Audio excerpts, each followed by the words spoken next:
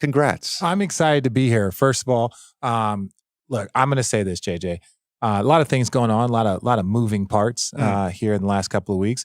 But, I just say it is truly an honor that you guys went through all of this trouble to build out a studio. Like after I said I wasn't going to your house anymore, for you guys to build out this studio and have something so elaborate. You didn't need all of this, JJ. Like I hope that you kept the receipts on some of these things, but this is cool.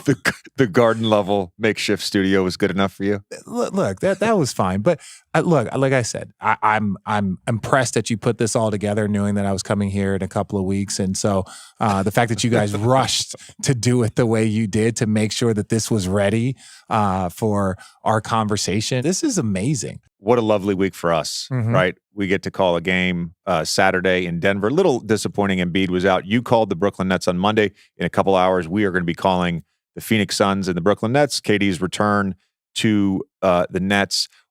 Over the last few weeks, we've talked a little bit on the podcast about some of the hottest teams, the LA Clippers being one. We talked about the Cleveland Cavaliers with the Dunker Spot guys as well.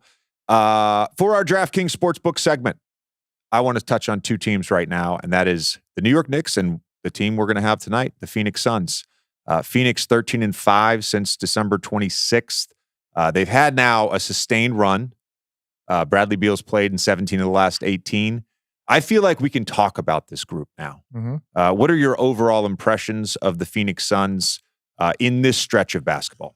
Well, we've established something. I think we established this maybe earlier on in the year. What is our sample size? What is the sample size? 20 to 25. 20 to 20. We're close enough. But that's what I'm saying. We've established a sample size. Look, when you get to 17, 18, like you're pretty close to what, okay, we can have an understanding. The team can kind of figure out rotations. They can get a rhythm.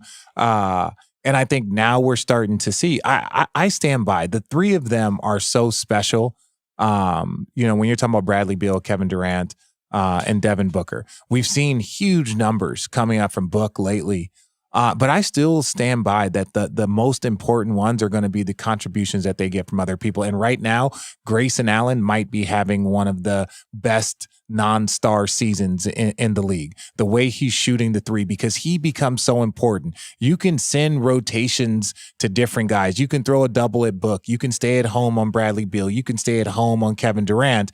And then all of a sudden it's like, well, who's going to beat you? And you got to have those guys. I'd go back to when the Brooklyn Nets had Joe Harris, right? They had those guys, and it's like that extra shooter that you have on the floor, whether it's Eric Gordon, he's played great, Grayson Allen. Those are the guys that are going to make this team run, right? The stars are going to be the stars, but eventually you get teams with other three stars, and then it becomes, who else is contributing? You throw a Denver. You're going to have Jokic. You're going to have Murray. You're going to have Michael Porter Jr. But they have Aaron Gordon. They have KCP. They have so many other talented players. And so the Phoenix Suns, you're like, okay, their big three are a monster. Who are the other players? And so far, I think Eric Gordon's played solid. He's got to knock down shots. And then I think Grayson Allen's been outstanding. I think Grayson Allen shooting almost, 50% from three, something absurd. And so I look at that from a standpoint of, you have no one that you can leave open, or they will beat you and they will score points quick. If they're down 10, 12, that doesn't matter. They can score in bunches. So I think the Phoenix Suns are starting. Do I wish that they had a little bit more depth? Yes, but that's the price you pay. I love the statement you just made about Grayson Allen. He's having one of the best non-star seasons in the NBA right now.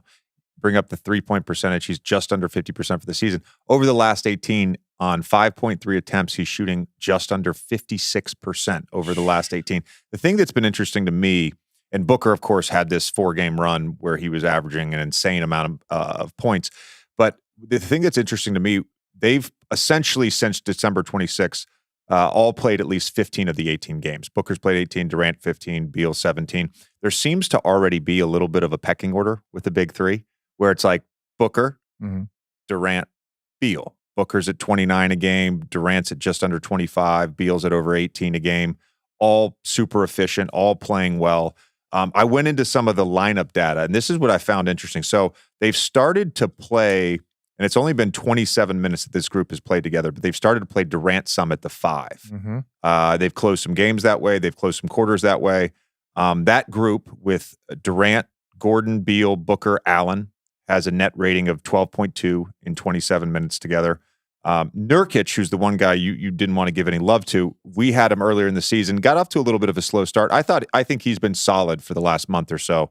The group with Gordon instead of Beal, so Durant, Gordon, Nurkic, Booker, Allen, that group has an outstanding defensive rating of 100.9 and an overall 20.1 net rating. It seems to me, and you go in their fourth quarter data where they've sucked in the fourth quarter. They've been the worst fourth quarter team. A lot of their best lineups in the fourth quarter have been really good, actually. So it seems to me like they're starting, now that Beal is healthy, sustained run here of 15-plus games where they can actually get into some lineups and some rotations consistently. It seems to me like they're starting to figure things out. And the fourth quarter stuff, of course, is something that we're going to have to monitor. Number 30 in the NBA in offense for the season in fourth quarter offense. They've been terrible in the fourth quarter. Well, look, again, the sample size a lot of times is rotation. The finishing of games, right? You either blow out or you have a close game, you lose a tough one.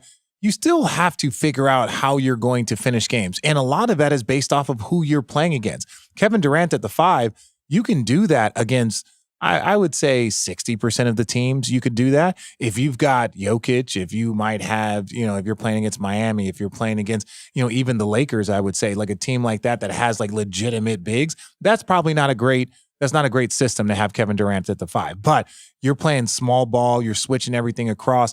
I think to have multiple finishing lineups, right? Where it's like, hey, this is the big that we're going to go with. This is what it showed, we're going to go with Nurkic.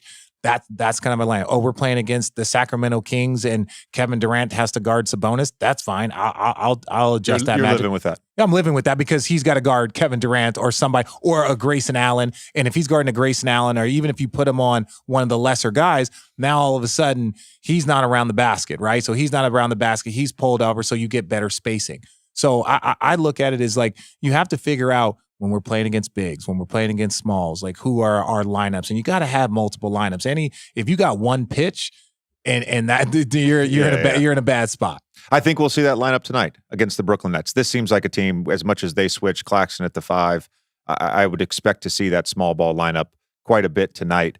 And I agree with you, by the way. You're going to give something up playing Kevin Durant at the 5, right? It's especially if you're going to, let's say it is against Sacramento in the playoffs, and you want to run that in the second half for stretches with Sabonis at the 5. You're going to give something up, but you're also creating an advantage on the offensive end. Right now, DraftKings Sportsbook, the odds still like the Phoenix Suns as a title contender. They're at plus 1,200, fifth lowest in the NBA, tied with Philly for fifth. And then in the Western Conference for conference champion, third lowest odds. Only the Clippers and the Nuggets have better odds than them.